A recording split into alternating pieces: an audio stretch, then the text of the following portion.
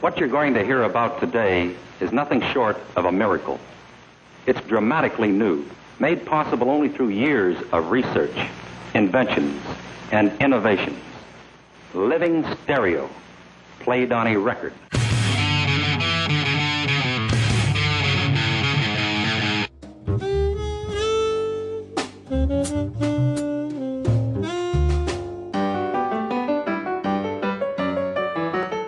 Well, you know that the phenomenon called sound is a wave in the air, pulsing at a certain speed.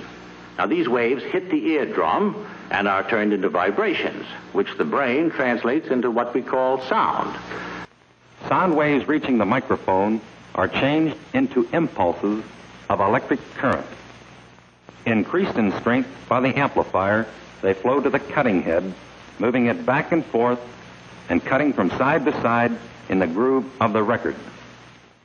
To play it back, we substitute a stylus for the cutting head. The tip of the stylus swerves back and forth, side to side in the groove, bending the ceramic bar to which the stylus is attached.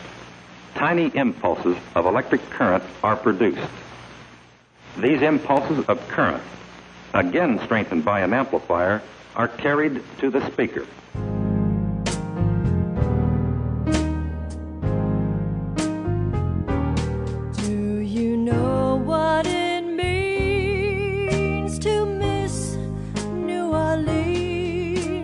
I've loved music before I knew what kind of music I loved.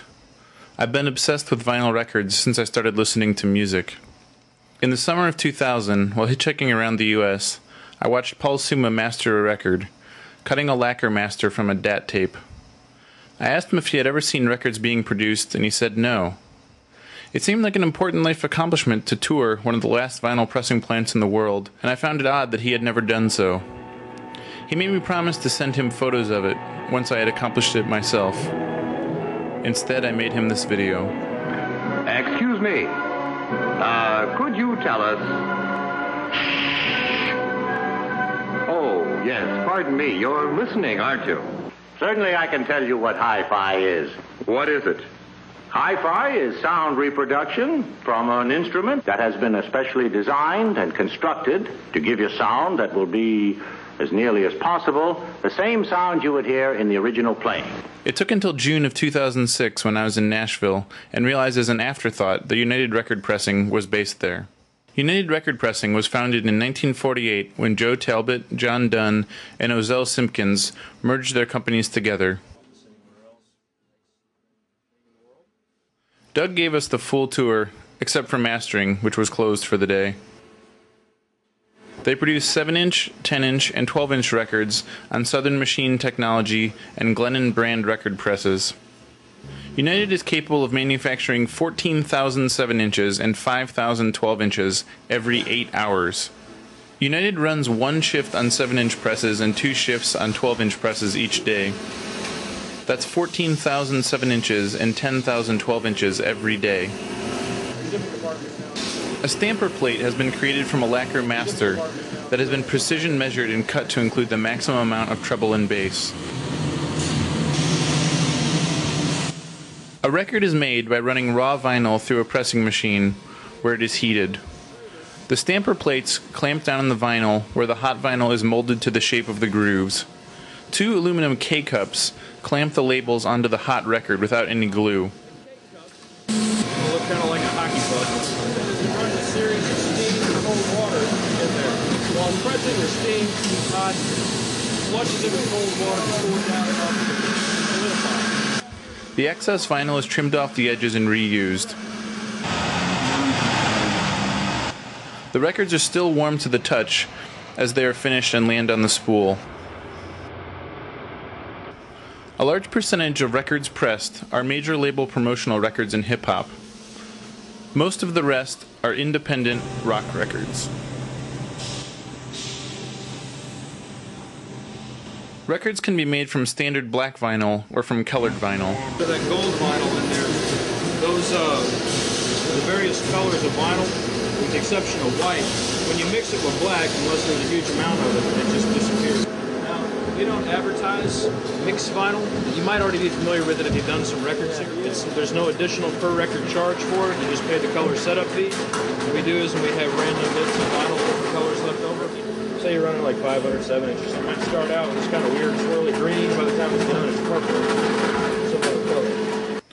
It seems neat that any record could ultimately be melted down and made into a different record. It's like a world of endless recycling in a culture that has many 5-minute musical trends.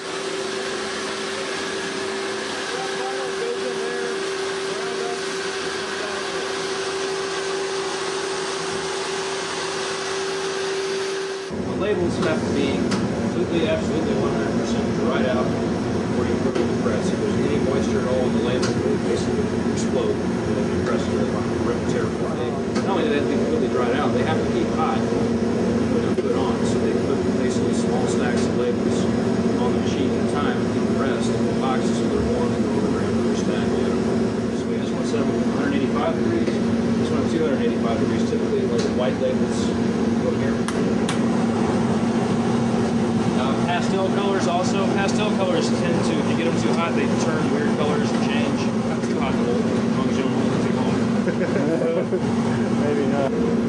Typically hold them for 1 year, and at that point, stampers may not necessarily get scrapped after a year, but there's no guarantee we'll still have them. So the same is true with the mothers, but typically mothers are here for several years.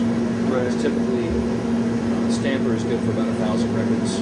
And you can typically expect to make about 5 stampers off the mother. In 2005, the last record pressing plant owned by major label Universal went out of business, and United bought all of their equipment. They now do virtually all major label pressings of vinyl. That's the cool thing. Most of the pressing plants, everybody, I mean, it's kind of it's a community to an extent. Most of the people that run the plants are kind of, to an extent, they work together and know each other, and everybody seems to be pretty friendly with each other. You think there's some life in it, though? You think it's going to... I mean, there'll be people that want records kind of indefinitely? I think so.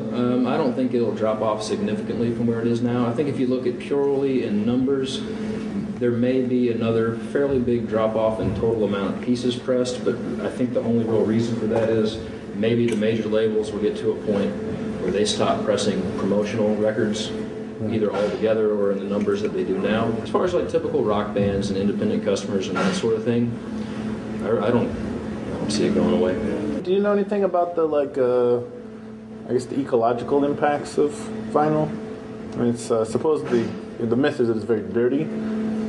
Not really. I mean, I've noticed on the totes of vinyl we get in, there's a sticker on there for a health hazard, but it's really low. It wasn't enough to make me nervous about being around it.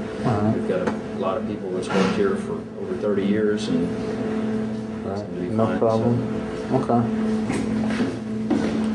Okay, this isn't going to be quite as cool looking as it could be because of our expansion and space constraints. We've started using some of this area as temporary storage.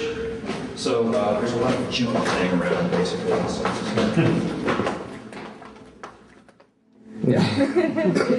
We do have a Christmas party in here. Hank Williams Jr.'s 16th birthday party was held in here. Wow. And the record release party for Wayne Newton's first or second record was held in here. A lot of turntables throughout the building for listening to records, and of various quality too, because customers have turntables of varying quality. But the reason this apartment was here is this plant was built in '62. The guys that built the plant, a lot of the big customers were black-owned labels like Motown. I think DJ was one of them, and several others. When the people from those labels would come to Nashville to do business with the plant, kind of had a hard time getting a good hotel room. So they built this apartment up here so they'd have a good place to stay when they came to town. We still actually press some Motown stuff today, which I think is really more out of coincidence than anything, because we picked up one of the major labels a year or so ago that I guess is now the owner of Motown, and we get titles going through. But Picture discs, do you guys do that? How's that done? Erica does those. As far as I know, that's the only plant that does custom records, like custom shape pictures, heat-treated paper, I guess similar to the labels that's in the center, and then they take clear vinyl and press it on either side. I walk in there, they're going to grab me by the seat of my pants and throw me out. Well, what would you say it takes to be a do-it-yourself hi-fi enthusiast like yourself? Oh, doesn't take much. Only money, a thorough knowledge of electronics, a lot of spare time. Your wife threatens to leave you. But if you want real hi-fi... But who can afford a full orchestra in the living room? Or even a reasonable facsimile? You can. Nearly everyone can. They're amazingly inexpensive. And new and more exciting stereophonic tapes are being put on the market every day. United is still independently owned by Chris Ashworth.